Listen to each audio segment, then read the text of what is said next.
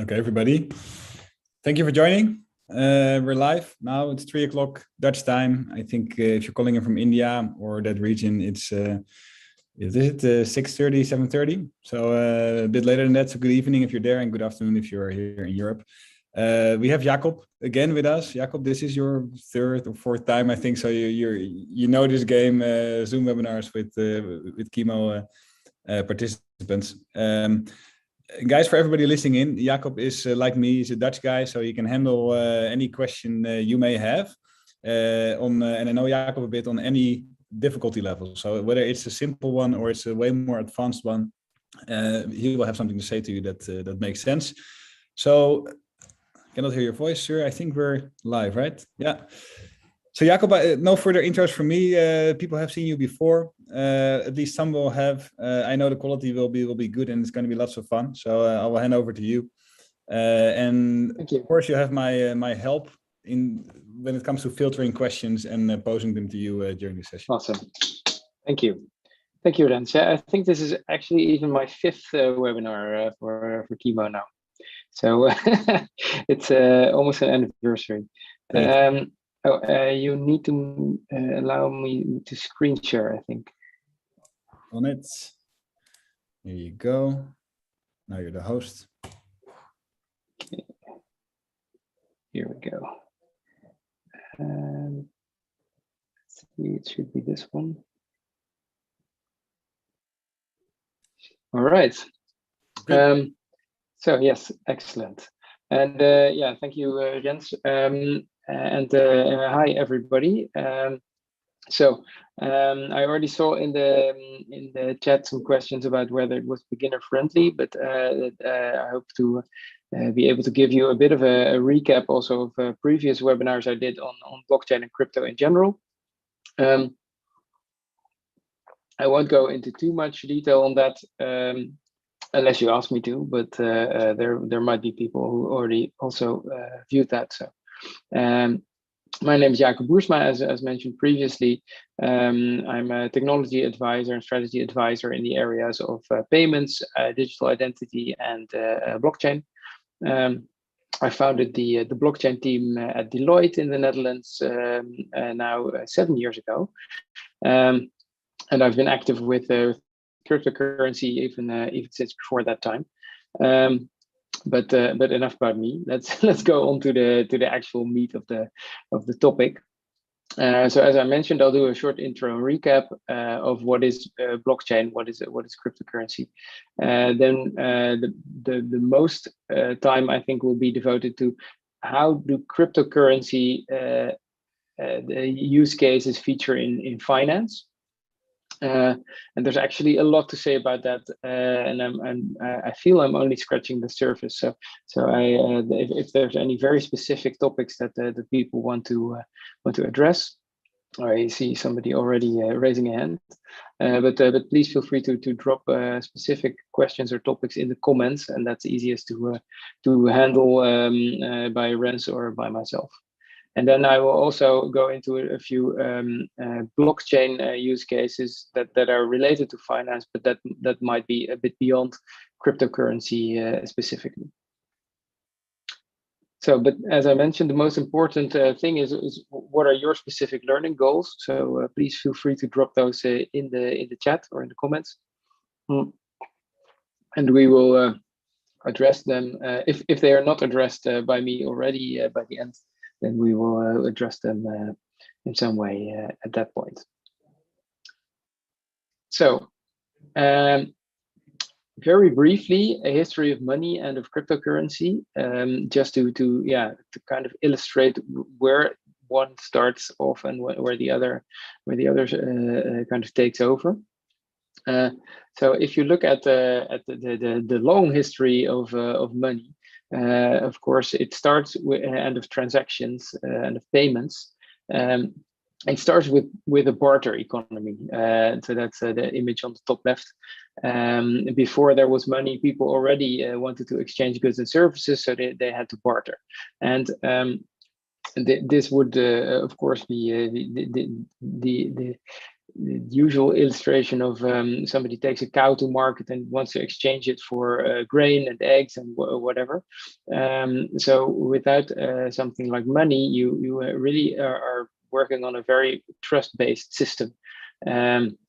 Because very rarely would you have a direct transaction, because you would need to find somebody specifically who wanted to buy a whole cow and who had exactly what you needed in exchange. So a lot of things would be going on credit, but in an illiterate society, of course, that it's hard to write that down and enforce it. So there becomes a need for some kind of universal means of exchange, and that's where coinage, of course, comes in, like on the top right, and eventually most of the world settled on things like precious metals for coins, because one, they're very scarce, and two, they're very small and easy to transport. But there were lots of other things, of course, that also fitted those requirements and that were used. For example, salt or certain seashells in some parts of the world were all used as a medium of exchange. But gold, of course, is the one we all know and recognize. And at some point in the Middle Ages, it became easy to say, hey, let's not all carry the gold with us, but store it at a goldsmith, and the goldsmith issues a note, goldsmith note, that is then representing the gold, and that goldsmith note very quickly became the banknotes that we know today, where you were just exchanging the notes rather than going actually to the vault and exchanging the money.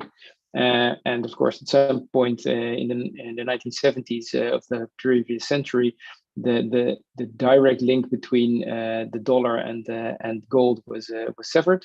So until that time, a dollar represented a fixed amount of gold, but that's no longer the case. It now just represents some trust in the government or the banks or the economy of a country or of a region in the case of the euro. And of course, by this time, we've long passed the physical payments, and we're long into digital payments and payments between banks, where it's no longer even the physical paper money that is exchanging hands, but it's just a number in a database, basically. And so when we go to the digital money, this is very much the evolution that also is visible in computer networks in general. So you start with a very centralized network on the left, with the computer of the bank in the middle, and everybody who's doing business or doing transactions or has an account with the bank is linked to that central computer. There's a central database that holds all the account information, and the bank decides who can join and also decides who has what balance. So if there's a problem or the computer centrally goes down, then nobody can access their money anymore. Of course, that's not very robust, and it's also not very easy to then send money across the world. So you quickly go to decentralized systems, where all these central databases are linked to each other. So in the case of a banking system, you can send money from one bank to the other. In Europe, especially, this is quite easy, and in some other countries, it's much harder. But it's still, you are very much dependent on the computer of your bank to determine who owns what and who can access it. If you have an app provided by your bank, that is the one that you need to use to access your account. You cannot just elect to use a different application.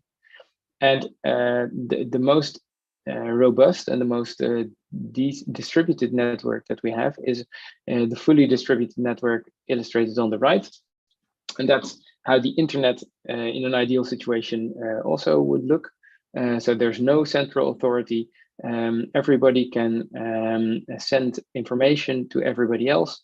And if it's a blockchain network, everybody can send value to everybody else, regardless of whether certain people or nodes in the network are available, or whether their computer crashes. Everybody in the network has a blockchain, a so-called distributed ledger, that denotes the ownership of all the assets that are represented in that blockchain. So so everybody can nobody has to trust each other. You can all trust the information stored in the blockchain, and thus everybody can transact with everybody. These blockchain networks, of course, started with Bitcoin as the first implementation of it, or the bottom orange row, that was actually used specifically for cryptocurrency, of course, and it enables digital money transfer without a third party, so without a bank, basically. Quickly, it was realized, oh, you can actually use this technology to store all other kinds of tokens. Any asset can be represented on this new form of distributed ledger.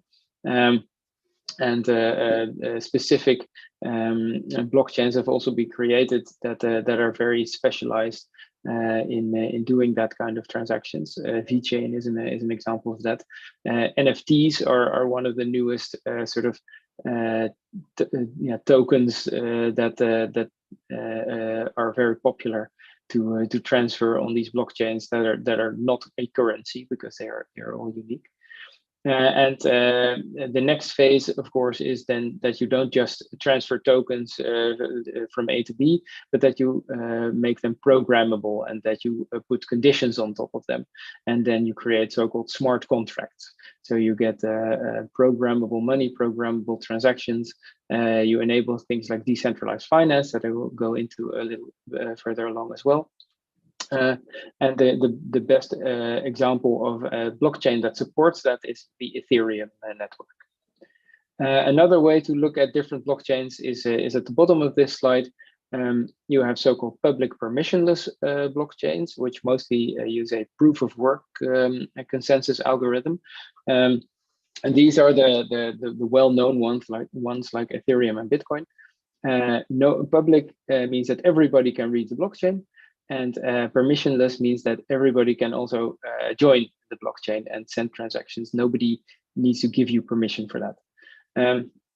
Then you have so-called public permissioned blockchains.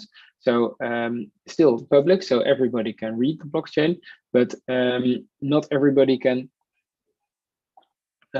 create new transactions on it. And very often these use a proof of stake algorithm. I've put Ethereum 2.0 there, so the next evolution of Ethereum as a example of this. You could argue that is still sort of permissionless, but it depends on having enough tokens to actually be able to be an arbitrator in the network. So there is some sort of gateway to being allowed to create new blocks. There are other examples, especially in the digital identity space, that are even more restrictive, where it's not even based on this ownership of a certain amount of tokens, but that you actually have to be approved by the governance body of a network before you're actually allowed to create new transactions. And the final category is private blockchains, where it's not even possible to just read the blockchain unless you are part of the network. And these are very often used internally within, for example, networks of companies like insurance companies or banks.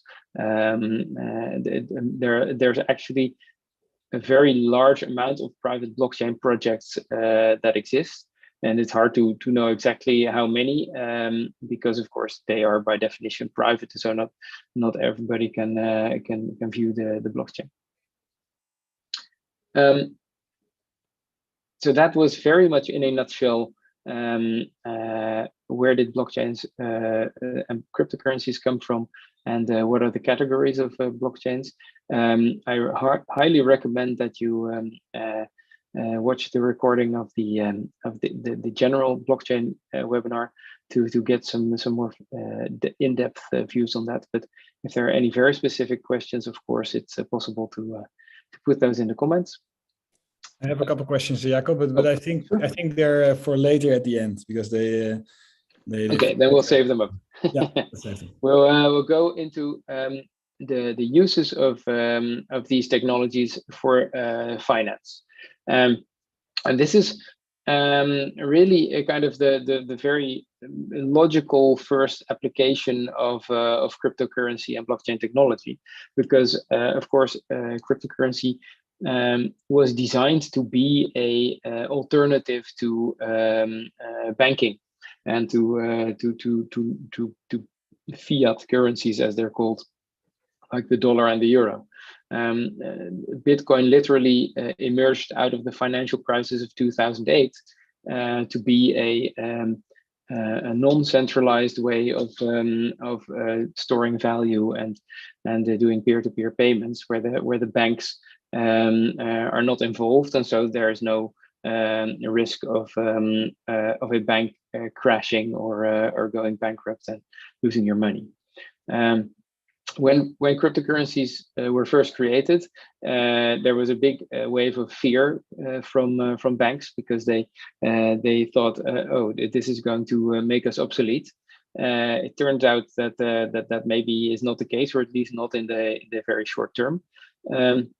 But they were also studied by banks very intensely, and there was a lot of research done and projects around cryptocurrency and blockchain started in the banking sector. And so since the first emergence of Bitcoin, financial services have been built on top of Bitcoin and other cryptocurrencies, ranging from very simple to extremely complex. So let's start with simple financial services on cryptocurrency. And the easiest one is just simply using Bitcoin or any other cryptocurrency for international payments. Why international payments? Because very often we see that for using domestic payments, it's usually easier to just use the payments infrastructure that is already in existence in a country. But very often international payments are quite hard to do, especially for just individuals. But even sometimes also for companies. Sometimes they require very specialized banking services or legal services to even be able to do international transfers. And this is especially salient for remittances, so people sending money home to their family. Very often, until recently, they needed to use services like Western Union, which is one of the most well-known remittances companies. But that's very expensive, especially for small amounts. You need to go to a Western Union office. You need to bring cash with you often, making it also somewhat unsafe. And it takes a while to transfer it. And so there's a lot of hassle. Bitcoin has solved this by making it much easier to just transfer your money to another country using by maybe first transferring it into Bitcoin, exchanging it into Bitcoin, sending it via the Bitcoin network, which is virtually instantaneous, and then the person receiving it transfers it back into the local currency. And so you've sent it across borders, across the entire world with a much less burden. This kind of leverages the crypto USPs of that there's no intermediaries involved, that the settlement is instant, and that the access to the network is basically unrestricted. But of course, there are also challenges. First of all, the cryptocurrencies are often very volatile. So if you keep it in Bitcoin for a long time, that might very negatively or positively, of course, impact the value. And also anti-money laundering is very hard to do with these kind of totally permissionless payments. that can be a sort of a benefit in disguise. Because the second use case on this slide is avoiding currency controls. Sending money in and out of countries like China or Russia is very hard to do via the bank, especially now, of course, for Russia. But there might be very legitimate reasons that you want to send money to somebody in Russia or in China. For example, there are many freelance programmers who sell their dev skills to all kinds of countries or people around the world. And you might legitimately want to be able to pay them. They might be negatively impacted by sanctions, and you can of course use Bitcoin to avoid these kind of restrictions put on banking. But then, it becomes a big question: who is going to enforce sanctions rules? Like, are you paying? Is this a legitimate payment, or is this? Are you now paying to some Russian oligarch who shouldn't be able to get the money? So the authorities are quite obviously very suspicious of these kind of payment methods. But they do really also very much serve a need. Censorship-resistant money is definitely a use case of Bitcoin. And finally, an interesting use case of using cryptocurrencies for international payments has been looked at by NGOs, for example, to do fund distribution after a disaster. This is often, for example, in countries hit by hurricanes or by earthquakes. Very often, the local infrastructure for banking, etc., is also disrupted quite heavily. But as long as people have access to the internet, for example, through a cell phone, you could do some form of payments based on cryptocurrency. And for example, the Red Cross has actually actively looked into this to be able to basically distribute disaster relief funds to areas hit by hurricanes in the past. It could even take the form of kind of giving everybody a USB key with a crypto wallet on it. But also, for example, the World Food Program has a very successful cryptocurrency project where they replaced cash vouchers in a refugee camp with a blockchain-based, Ethereum-based token. And a great example, of course, of using cryptocurrency to avoid these massive costs of remittances is El Salvador. They adopted last year Bitcoin as a legal tender, and this is a very good use case for them, because 25% of the GDP of El Salvador consists of remittances. And sending money home by El Salvadorians using Western Union could cost them up to 40% in fees, whereas Bitcoin, it's nearly free. But it's not as easy as it sounds, because of course it does require some technical knowledge or very user-friendly apps to be able to actually use this. It's still not as user-friendly or as widely adopted as just normal cash is. And of course, as I mentioned, the anti-money laundering regulators are very much starting to take notice, because if you make it too easy, then of course it will also be used by criminals. Going from the very simple to the highly complex, another example of financial services on blockchain is decentralized finance, and this is a very broad category, and a lot of different subcategories could be made of this. But in general, you see that these are projects that are often built on Ethereum because they leverage the programmability of the Bitcoin or blockchain transactions, not Bitcoin. Usually a lot of different coins, but sometimes also a bit of Bitcoin.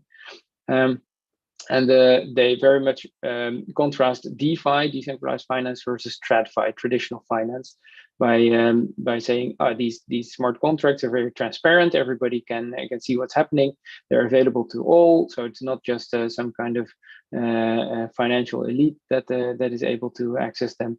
You can recreate all kinds of complex financial products like lending, credit, yield farming, insurance products, by just programming them as smart contracts. You're eliminating all kinds of middlemen, so there's more value that can be obtained by the end user.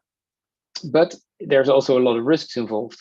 We've seen very recently a lot of these projects kind of collapse or turn out to be rather a get-rich-quick scam, because it's still very much in its infancy, and there's often a lot more demand than there is actual supply of value in these projects. The idea of things like yield farming and getting interest on crypto lending is that there is somehow a premium that will be earned if you supply this cryptocurrency and you lock it up in a smart contract, as this is often done in these projects.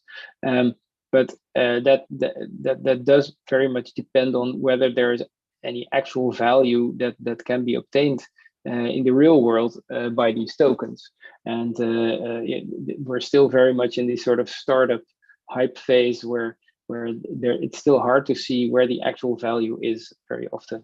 So it looks a lot like the MC Escher image on the left, where you just kind of sketch out a perpetual motion machine where all the value just keeps flowing, but there's not actually a clear logical reason that should be the case. Also, it's very easy in these very complex products to make mistakes in setting it up. Either mistakes in smart contracts, and that has happened to DeFi projects where they accidentally put a decimal point in the wrong place. So instead of 1,000, it was 1,000,000, and so the smart contracts just stopped working because the amounts could never be realized.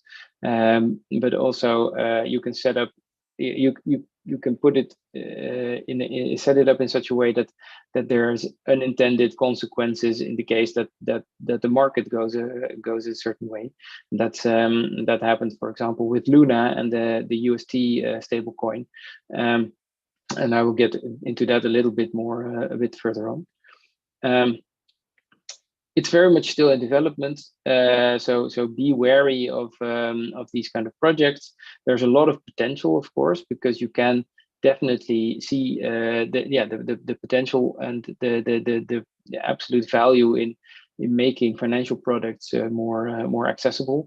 But right now, it's still needed to trust the parties that set this up, and that makes it a lot more centralized than you would want for something that is called decentralized finance.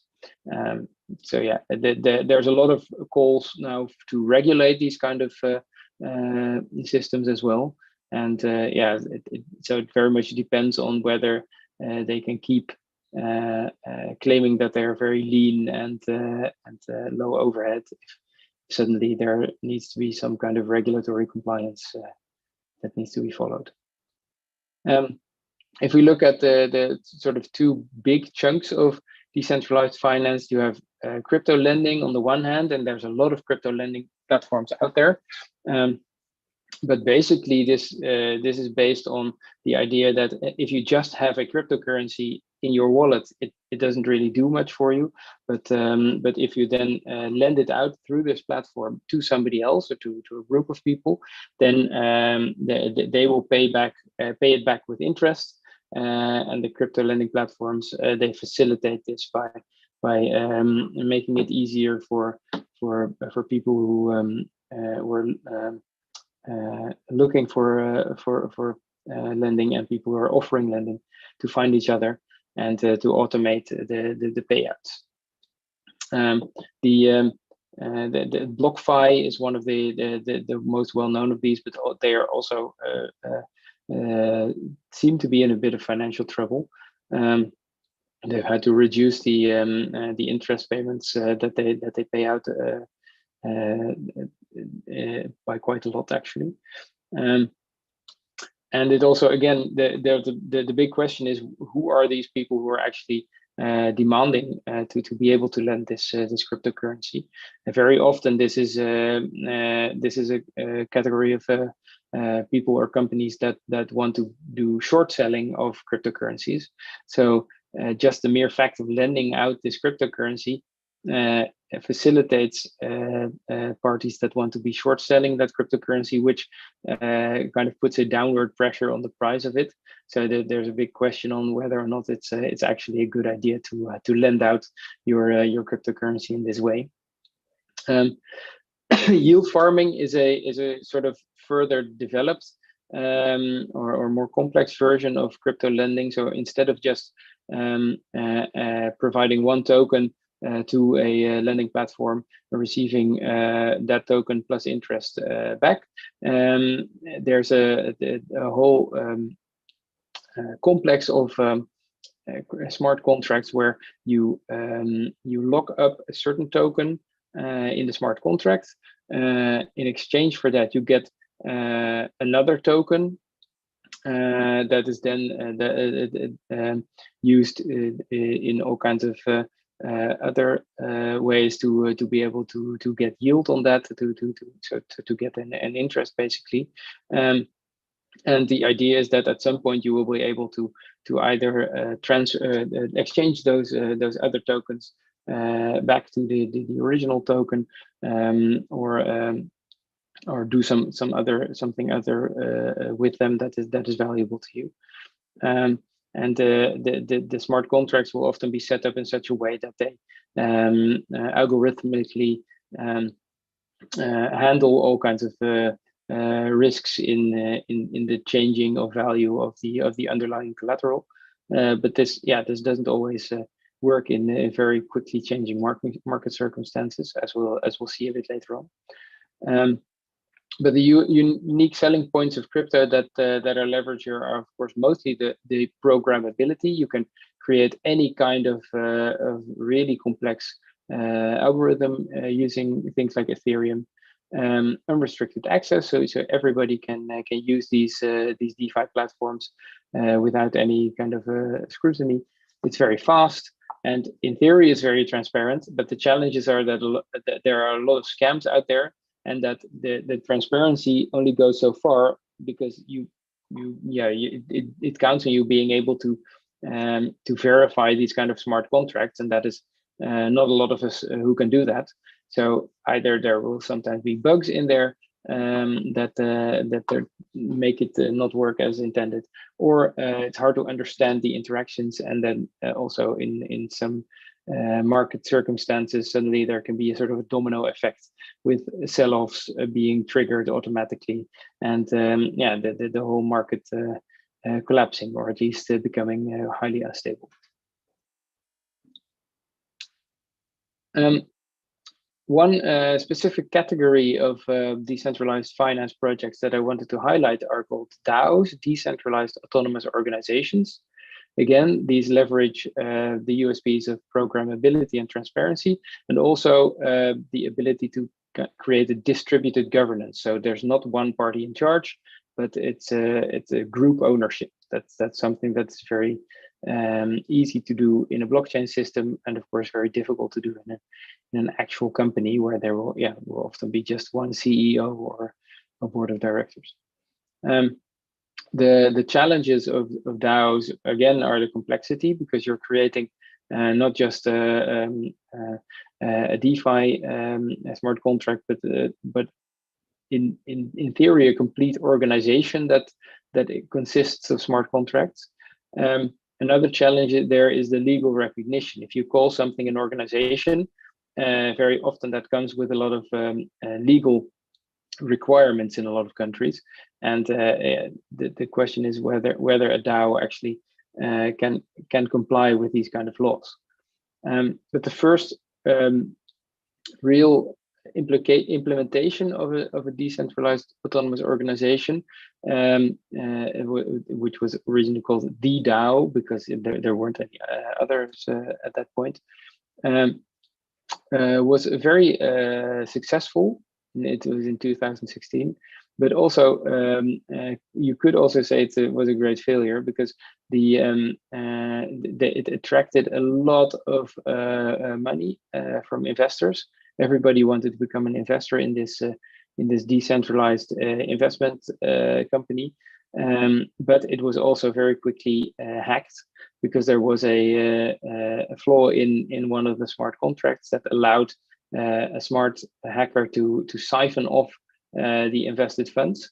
And eventually, the only way to fix that was to create a hard fork of the entire Ethereum network, which was a highly controversial move at that time, because it meant really sort of undermining the whole principle of a censorship-resistant blockchain.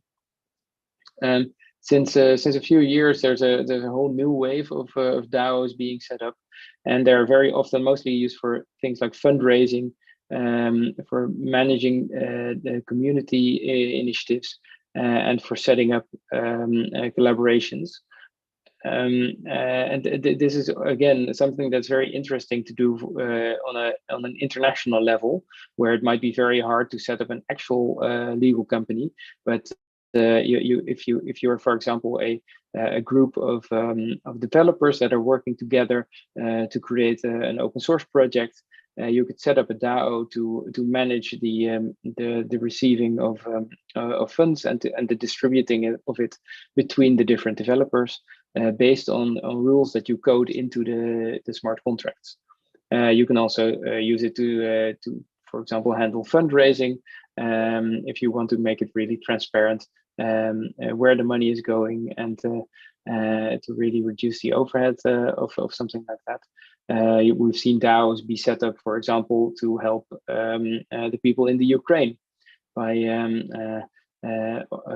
automatically collecting the funds that are collected for selling NFTs of digital artwork used to support the people of the Ukraine.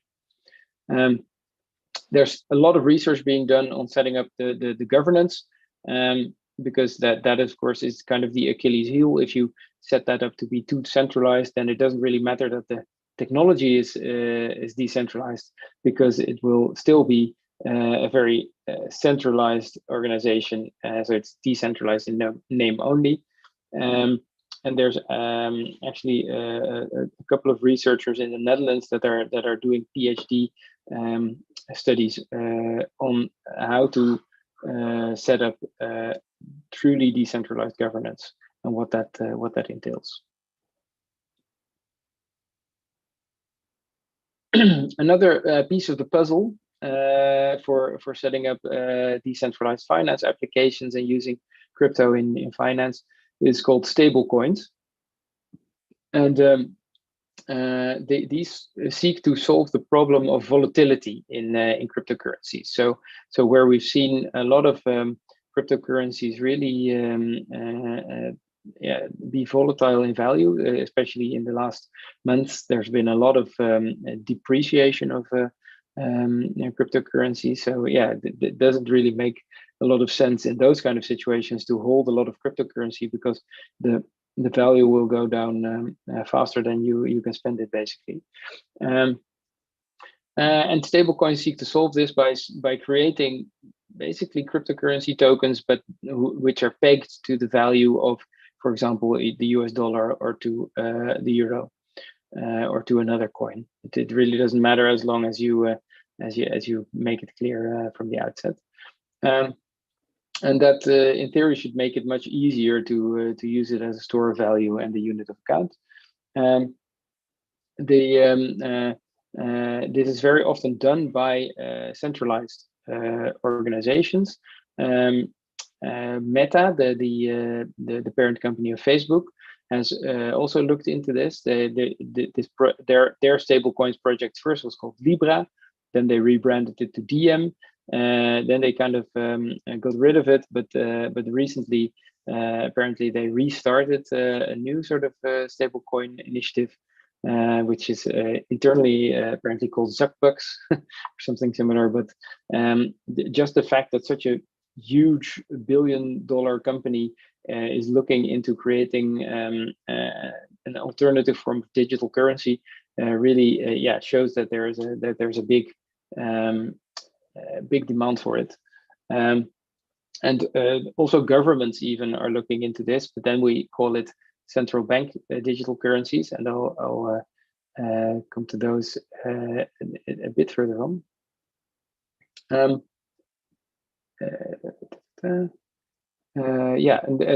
so the two major categories that I wanted to address in stablecoins are either those that are collateralized, so there's an underlying value that is represented by these tokens, and those that are algorithmic. So rather than that there is collateral, there's some kind of algorithm or network of smart contracts that are used to keep the value at the same level. The well-known collateralized stablecoins are things like USDC or Tether, for example. USDC literally uses US dollars, so they have a bank account where they have an equivalent number of US dollars equivalent to the amount of USDC in circulation, and this is verified by an accountant, and so this is verifiable, or at least if you trust the accountant. Tether used to say that they did something similar, that they had exactly as many US dollars in a bank account as there were USDT tokens, but has been a lot of criticism of that, and they've actually had to admit that they have some of it in actual US dollars, but a lot of it in other kinds of liquidity. So things like that, you could imagine that these are things like bonds or other sort of financial instruments. Arguably, that those are not worth an exact equal number of dollars, because they are by their nature less liquid than an actual dollar in a bank account. So if everybody were to want to redeem their tethers at the same time, that would probably result in a problem for Tether, because they would not be able to do that very quickly, which would reduce the value of a Tether. But there's still a lot of trust in Tether, in the Tether network, which means that their coins are still very much valued at almost exactly $1 for the USDT, for example. Algorithmic stablecoins, on the other hand, well, they seek to use the programmability of the blockchain to be able to hold a stable value without actually having to have a collateral or even over collateralized coin. And one example that was recently in the news, of course, was Terra USD, of which you see the logo there with the US flag. And they, of course, went spectacularly bankrupt in just a few months ago. The whole system was set up to be able to provide yield on these Terra tokens while using USD tokens that were kept stable at a value of $1 by selling off other tokens and at some point also selling off Bitcoin if needed. And it was expected that that this would be able to keep very stable, but it only turned out to be stable in a situation where all of these coins were just appreciating in value because there was higher demand than supply. And when the market went down, they went into a sort of a death spiral where they suddenly needed to sell more and more and more to be able to hold the value. And of course that at some point that breaks down because you run out of stuff to sell. And by selling a lot of Bitcoin, for example, the actual Bitcoin price began to tank as well. So the remaining collateral was dropping in value even as they were selling it.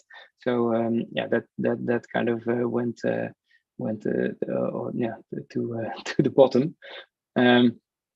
The lessons learned there are, first of all, these markets are still very, very small, so they can be easily upset by these kind of events. There's a lot of interactions between these different components. So one company going down or one coin going down can pull a lot of others with them, also, these are still very much centralized in the sense that there are also CEOs and just people who are responsible for this, who might not have the most altruistic motives. So the CEO of Terra was even to the last saying, "Oh no, you can just relax. There's a rescue plan, and just please don't sell your coins because there will be a rescue plan." And of course that seems to be mostly a something that he said to kind of save his own bacon a little bit, and it wasn't really true.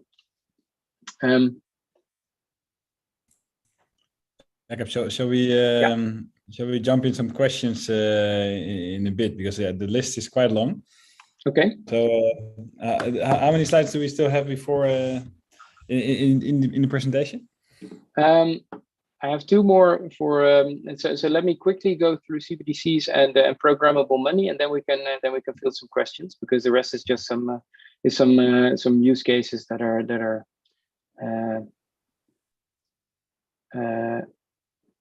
let me do these two. Wait. So yeah, perfect. Sure. Excellent. We have the sticky notes still up there. So central bank digital currencies, very quickly, are just basically stable coins issued by banks. And that's the really short of it. What we expect to see is that central banks will issue these kind of coins, but they will be sort of blockchain in name only, or cryptocurrency in name only. So the Chinese central bank has already started experimenting with it, and the Federal Reserve has announced experiments, as has the European Central Bank. They will try to leverage some of the aspects of cryptocurrencies, like that everybody can own them freely using an app on their phone, for example, without the intermediation of banks. But it's very much expected that these will not be anonymous, because that's very almost the antithesis of what banks are trying to achieve. So the question is, will the European and US versions of these be be privacy invasive in the same way that the Chinese central bank digital currency is right now?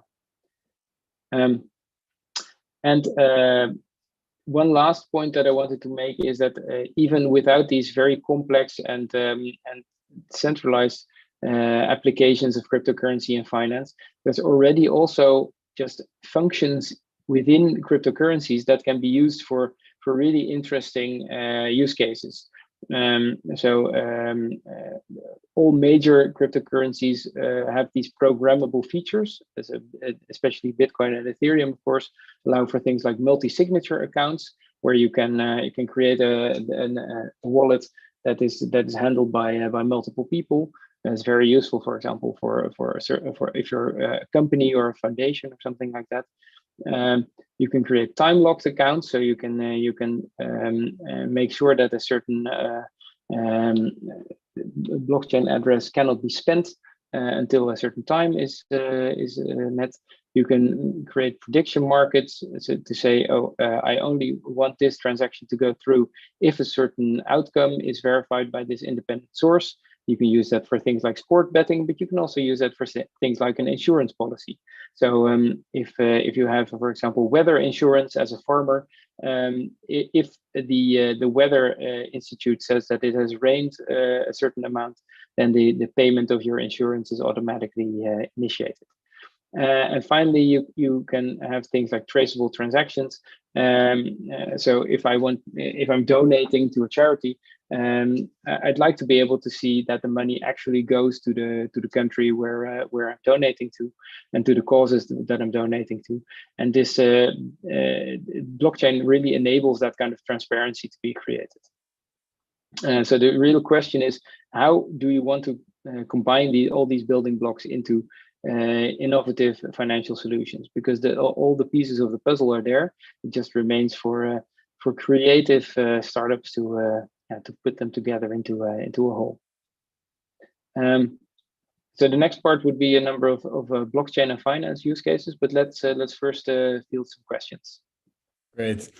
Thanks, Jacob, so far.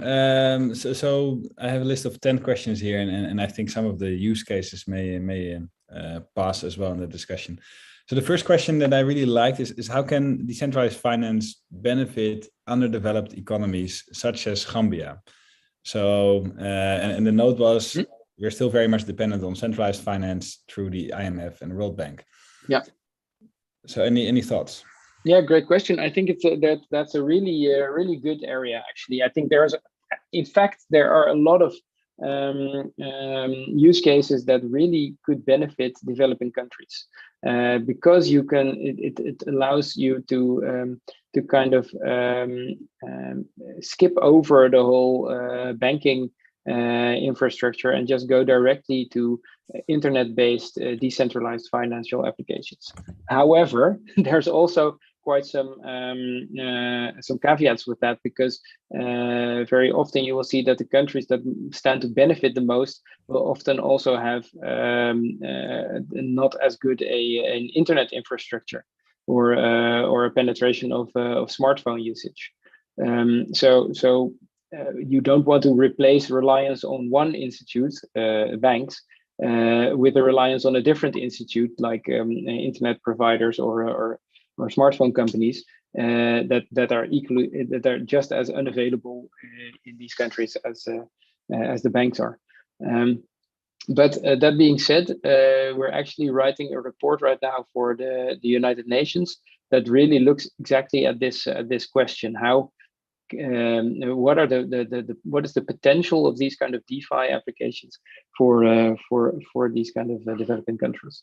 And yeah, I don't know the specifics of Gambia, but I think there's probably a lot of potential there. It's even worth an entire webinar, I think, at some point, right?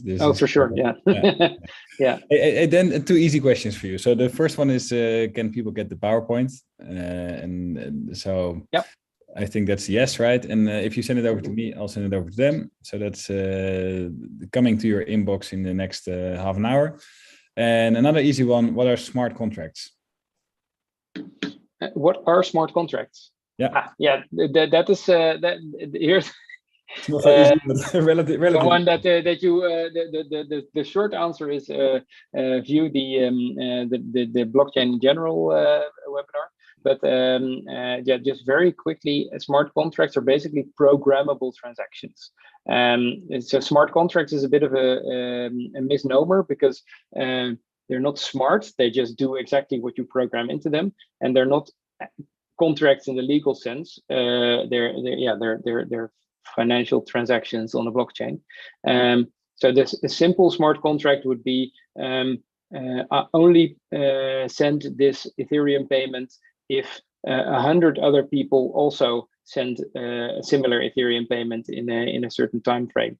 So basically you then program a sort of a crowdfunding into it, or only send this payment if Manchester United wins the next football match that they're playing, based on this BBC as a source.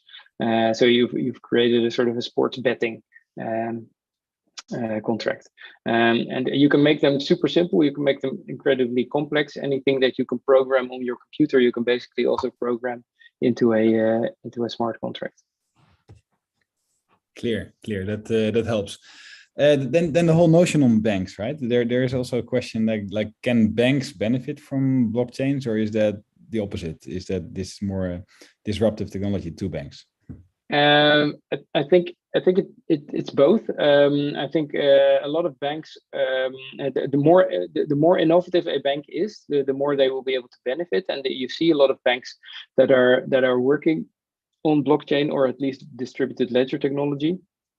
And in the next few slides, I also mentioned Corda, which is a distributed ledger network that was created by a consortium of banks specifically to be able to service the needs of banks.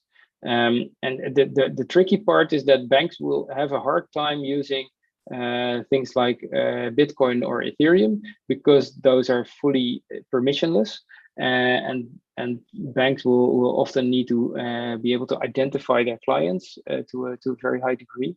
So you see that the blockchains that banks are mostly looking at are permissioned blockchains, private blockchains often. Okay. Challenging question from Bruno. How can security tokens become a legally acceptable utility in the eyes of the SEC? Yeah, so this is a great question, actually, because the rules that security tokens need to follow are kind of developing at the moment. There are some general sort of best practices that have evolved, but they are also different in different jurisdictions.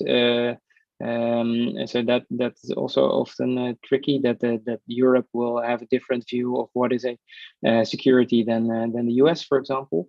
But especially in the light of the recent collapses of Celsius and Terra USD, I predict that you will see quite a lot of new legislation come in and say, hey, this is definitely a security, or this company definitely behaves as if they're issuing securities, even though they say it's blockchain tokens. So we should regulate them, at least to some degree. Okay. Question on decentralized ledger technology, right? There's someone asking, what is your preferred type of DLT, and then blockchain, hash graph, DAG, holochain, temp. And someone else is asking a similar thing, like, is there a specific advantage of using blockchain as a decentralized technology, or are there better systems? So first of all, my great preference, at least, is for open networks. So for public permissionless blockchains, because I think that in the end, a public and open network will always win over a private one. That's not to say that you shouldn't start with a closed system, because you want to get all the kinks out of it and get all the bugs out of it. But in the end, like with the internet, open always wins over closed. But what exactly the technology will look like is of course, still in development, and more importantly, it very much depends on your definition. So whether you call something a distributed ledger or a blockchain, or what is the exact sort of purist definition of a blockchain, you could argue a long time back and forth over that. You have companies like Hedera Hashgraph and like IOTA that are saying, blockchain is really inefficient, so our new ways of doing it with a hash graph or with a tangle are much better. But it's all still in development, and I think the nice thing about open source technology is that you can really benefit from the best things of technology and incorporate them into your sort of your best practice. So yeah, it's hard to say which one is best. I think it's too early even to say which one is best. Mm-hmm. Hey, it's 4:00, and maybe we have time for one more question. There are a couple of notes. I think we need a session on blockchain in emerging markets, right? So that UN report that you're writing, that would be a nice one. The other one is blockchain in supply chains, because there are a couple of people have asked for that, but we haven't had the time for it. Can we end with a bit more high over question, but the real utility of blockchains? There's someone asking, so why would you transact over the blockchain? Is it because it's tax-free, or is it because it's easier? Like maybe let's close with a high over thing. Like, what's the utility of that whole system? That's actually a great one to end on. So really, in the end, what can a blockchain do something that you cannot do with a centralized database? And the answer is no. Then that's often a bit shocking to people if I say that, but in the end, you can always, any kind of IT solution that you have on the blockchain can also work on a centralized database. It's not in the technology that the problem lies; it's in the organizational structure. So with a central database, there's a central party that you need to be able to trust with all the access rights and all the information, and so if there's a use case where you say, hey, I don't know which central party I would trust with this. I don't think I would want to trust the government with it, or it's a multi-government thing. So which government to choose? I don't want to trust a bank with all this data. Or I want to be able to set it up so that everybody can use it without somebody being able to say, no, you are not allowed because you're on some kind of blacklist. If those things are the case, then there's a good case for using a blockchain, because a blockchain is really good in setting up a fully decentralized, censorship-resistant network where you don't need to trust anybody else, and specifically you don't need to trust some kind of third party to remain honest for the rest of eternity. And so that's the kind of the general answer, and that turns out to be really useful for international payments, because there's a lot of gatekeeping happening there with 2 billion people around the world not having a bank account and probably not being able to even get a bank account because they don't don't meet the requirements. So there's 2 billion people who could benefit from a permissionless payment system. Clear. Great closing statement. Jacob, thanks again for the 5th time. So always very useful and great to have you.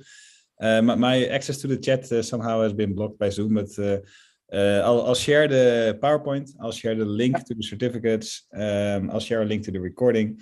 So all the questions on those notes, I'll answer over email. So Jacob, if you send me the deck, I'll send it over to our listeners. And people can also then see the last few slides about the blockchain and finance use cases. Exactly. They're quite self-explanatory, I think. So amazing. Recommended reading. Great. Thanks.